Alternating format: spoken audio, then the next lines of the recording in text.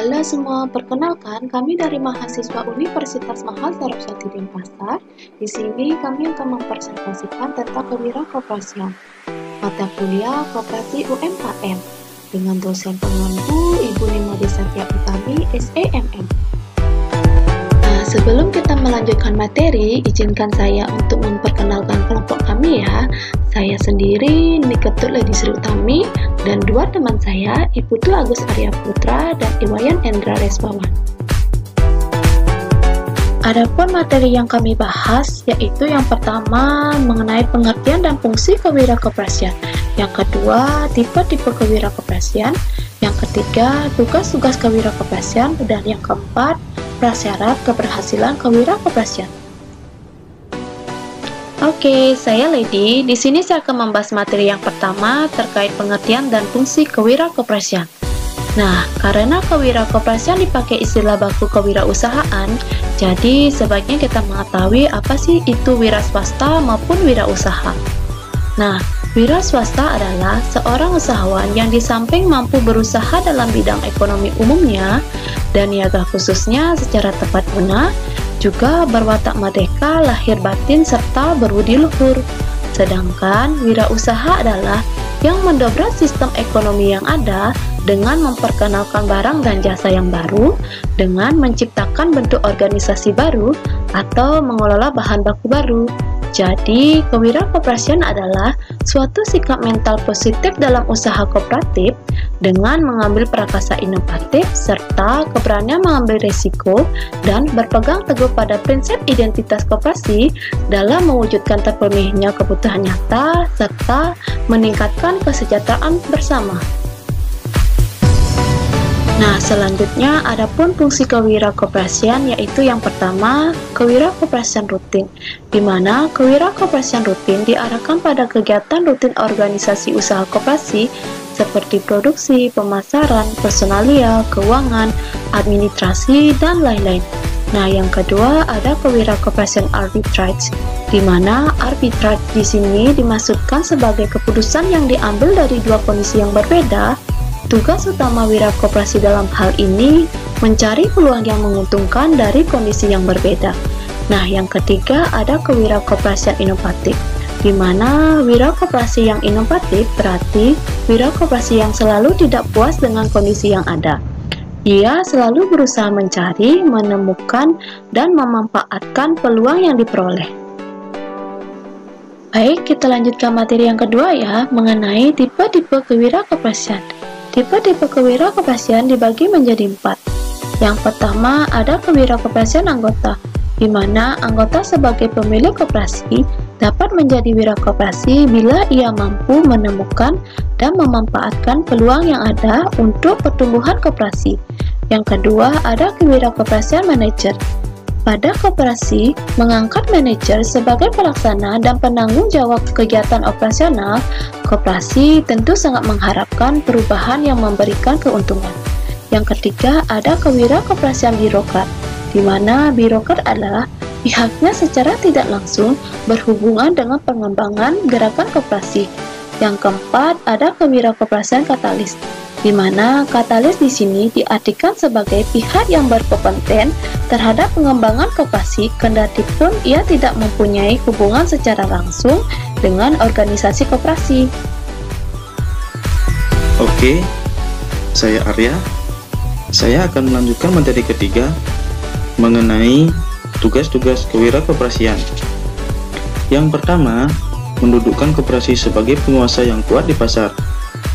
Bila para petani membentuk koperasi, maka koperasi tersebut mempunyai kedudukan yang kuat di pasar.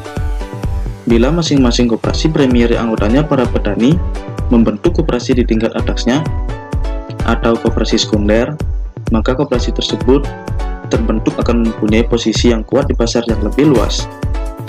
Yang kedua, kemampuan dalam mereduksi biaya transaksi. Nah, tugas wirausaha yang kedua ini adalah menekan biaya transaksi. Biaya transaksi adalah biaya di luar biaya produksi yang timbul karena adanya transaksi-transaksi seperti biaya pencarian informasi, biaya kontrak, biaya monitoring kontrak, biaya legal jika kontrak dilanggar, dan biaya risiko yang mungkin timbul sebagai akibat terjadinya transaksi. Yang ketiga, pemanfaatan interlinked market. Interlinked market adalah hubungan transaksi antar pelaku ekonomi di pasar. Tugas Wirausaha dalam hal ini menciptakan kerjasama yang saling menguntungkan di antara pelaku dalam interlinked market tersebut. Yang keempat, pemanfaatan trust capital. Di sini, trust capital secara sederhana diartikan sebagai pengumpulan modal. Semakin banyak anggota, semakin besar modal yang dapat dikumpulkan, sehingga kemampuan koperasi dalam bersaing semakin kuat. Tugas Wirausaha yang kelima adalah pengendalian ketidakpastian. Jika ada kerugian yang muncul karena risiko dalam kegiatan operasionalnya, maka risiko ini akan ditanggung bersama-sama, sehingga biaya risiko per anggota menjadi rendah. Yang keenam, penciptaan inovasi. Inovasi pada koperasi sangat dimungkinkan, mengingat banyak yang berkompeten terhadap pertumbuhan koperasi. Tugas Wirausaha dalam hal ini menciptakan inovasi-inovasi baru yang menguntungkan bagi koperasi dan anggotanya. Yang ketujuh, pengembangan manfaat partisipasi. Keunggulan koperasi dapat diperoleh melalui partisipasi, baik partisipasi kontributif dalam penyerahan keuangan dan pengembalian keputusan, maupun partisipasi intensif dalam hal pemanfaatan pelayanan koperasi. Nah, yang terakhir adalah menciptakan economies of scale. Economies of scale adalah penghematan pada koperasi yang ditimbulkan oleh penambahan kapasitas produksi. Tugas Wirausaha adalah menciptakan economies of scale dan mengendalikan produksi pada tingkat produksi yang optimal. Nah, sekarang kita lanjut ke materi 4 ya, mengenai prasyarat keberhasilan kewirakoperasian. Koperasi sebagai unit usaha yang bergerak di bidang ekonomi dan sosial pada dasarnya mempunyai tujuan yang sama, yaitu membantu meningkatkan pertumbuhan ekonomi yang merupakan sasaran utama pertumbuhan ekonomi. Nah, di sini adapun perubahan yang meningkatkan produktivitas hanya dapat dilakukan melalui dua jalan, yaitu yang pertama melalui kegiatan inovatif atau pencipta bangunan baru dan penerapannya, dan yang kedua melalui kegiatan peningkatan kegiatan kerja atau berprestasi lebih banyak dalam satuan waktu kerja tetap atau waktu kerja yang diperpanjang. Selanjutnya, tipe inovasi alas komputer tentang kegiatan kerja meliputi yang pertama, pembuatan dan pemapanan produk-produk baru atau mutu produk yang baru. Yang kedua, pembangunan metode produksi baru. Dan yang ketiga, menciptakan tata laksana produksi baru di bidang industri. Dan yang keempat, pembuatan prasarana baru. Dan yang kelima, pencarian sumber pembelian baru. Selanjutnya, saya Endra. Saya akan melanjutkan presentasi dari Arya, yaitu fungsi inovasi, di mana fungsi inovasi dapat dibagi menjadi 7, yaitu 1. Mengenai keuntungan atau manfaat dari kombinasi-kombinasi baru. 2. Evaluasi keuntungan yang terlangsung dalam kombinasi baru itu. 3. Pembiayaan. 4. Teknologi dan perencanaan pembangunan tempat-tempat produksi. 5. Pengadaan pendidikan dan pemimpin tenaga kerja. 6. Negosiasi dengan pemerintah badan atau resmi yang berwenang. Dan yang ketujuh, negosiasi dengan pemasok dan pelanggan.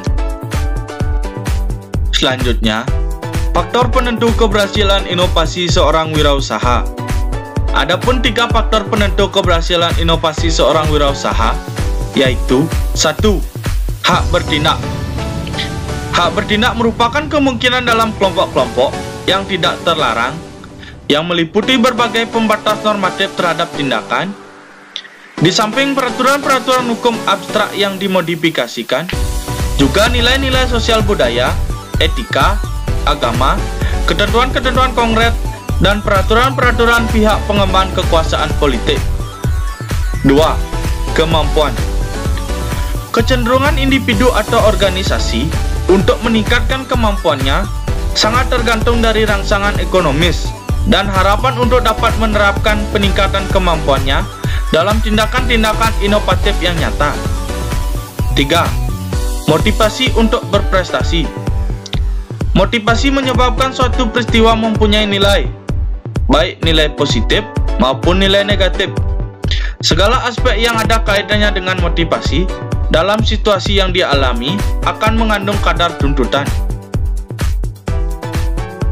Nah, dari pembahasan yang telah disampaikan tadi, dapat ditarik kesimpulan bahwa kewirakoperasian adalah suatu sikap mental positif dalam usaha komparatif dengan mengambil prakarsa inovatif serta keberanian mengambil risiko dan berpegang teguh pada prinsip identitas koperasi dalam mewujudkan terpenuhinya kebutuhan nyata serta peningkatan kesejahteraan bersama.